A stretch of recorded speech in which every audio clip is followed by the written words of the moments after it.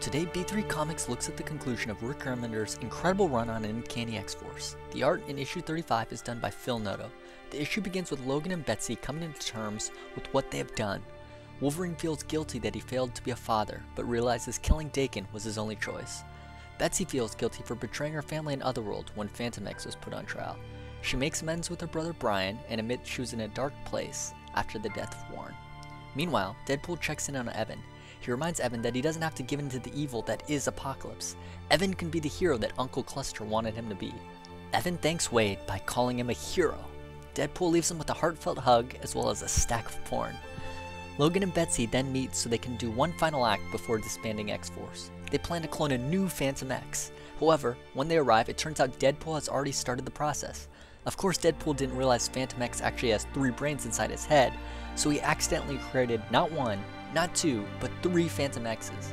Each body contains a different brain. The evil clone immediately disappears using the power of misdirection. The remaining 2 Fantomexes then take Betsy to their home in the French Alps. Betsy embraces the newly returned Jean-Philippe, and as the issue fades to white, she says, "Just this once I'd like to imagine a happy ending." So I guess this is going to be as happy of an ending that we're going to see in a series that's all about killing. Right. And it's really nice to see them together at the end just because of the growth of their characters throughout this entire 35 issues. Yeah, both Betsy and Fantomex probably grew the most out of any of the characters throughout the series. Especially because it's been a change of relationship, especially for Betsy, because before she was with Angel, and then, Fantomex is sort of hitting on her at the beginning, and that was kind of funny. Yeah.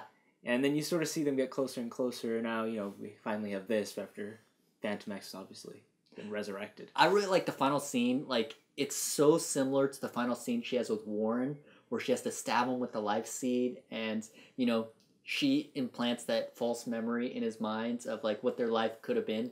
Ah, right. So and she stabs him with the life seed, and then everything just goes to white because there's snow everywhere. And then you think it's such a tragic ending, and then Warren walks out of the snow, but then we find out this is a completely new Warren. So even that is like that makes it even bittersweet. Yeah, it makes it even more painful. Whereas in this one, it's like the exact same type of ending with the snow. Yet this time, she's gonna imagine a happy ending. Look at the entire run as kind of just an apocalypse run. And their whole goal, X-Force, Wolverine made this X-Force so they could prevent Apocalypse's return. And I think to a certain extent they might have achieved that because, you have Evan, and Evan has seemed to choose good, at least for the time being. I find it interesting that even though they've gone through all of this of creating this, or Fantomex goes through the trouble of creating this new clone of Apocalypse, teaching him good through this computer simulation, and he's in the school, but there's still the possibility of evil. And in issue 4, the famous scene where Fantomex shoots the kid, it's still the possibility of evil, It's still... Yeah. It's still there. It's still tangible. But with the whole final execution arc, it was, this brotherhood trying to make Evan go evil. Mm-hmm. And... So what you're saying... Of all the people to pull him back, it's Deadpool, which is makes it even better.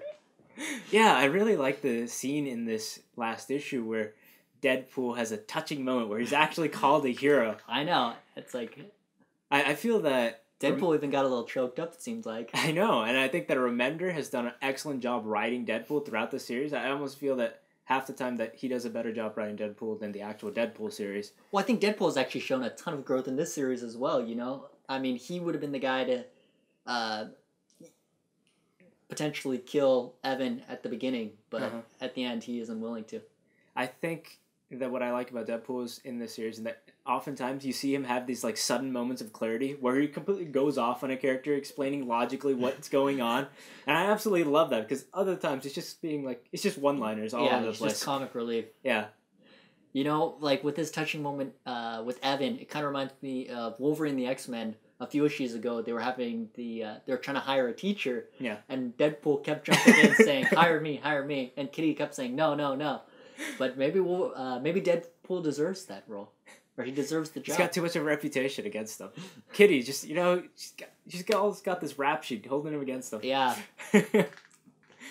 there's obviously throughout this series there was connections with Wolverine and the Wolverine and the X-Men. I mean, I felt that this series as a whole had a lot of impact on the entire things really universe. mattered. Yeah, definitely. Like Warren's gone. That has a huge impact. We had because of the events in this series, we had the whole Age of Apocalypse series spawn from this. Yeah. We had Age of Apocalypse characters coming back. And now, we have these new Fantomexes. And what do you think about his resurrection? Personally, I didn't like his resurrection that much, because I feel like if the X-Force was built to stop the Apocalypse threat, and I feel to a certain extent everybody in the X-Force lost a lot. Wolverine had to kill Dagon, Betsy lost Warren, and I feel like Fantomex should have died, and I feel like him coming, he should have been a sacrificial lamb, whereas, this kind of makes it almost a happy ending. Whereas I think it should be more of a bittersweet ending. I think I'm never a fan of just resurrections, especially when it's pretty quick. This Fantomex resurrection was pretty quick.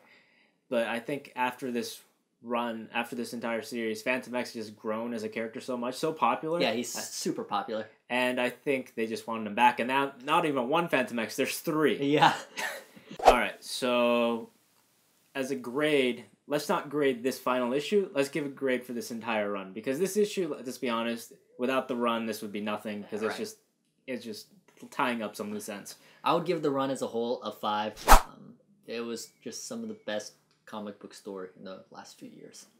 I would give it a 4.5. I absolutely love Dark Angel Saga. It was just amazing. There was the Otherworld segment, which I kind of lost interest with, and Final Execution was good as well. But overall, it was amazing. 4.5.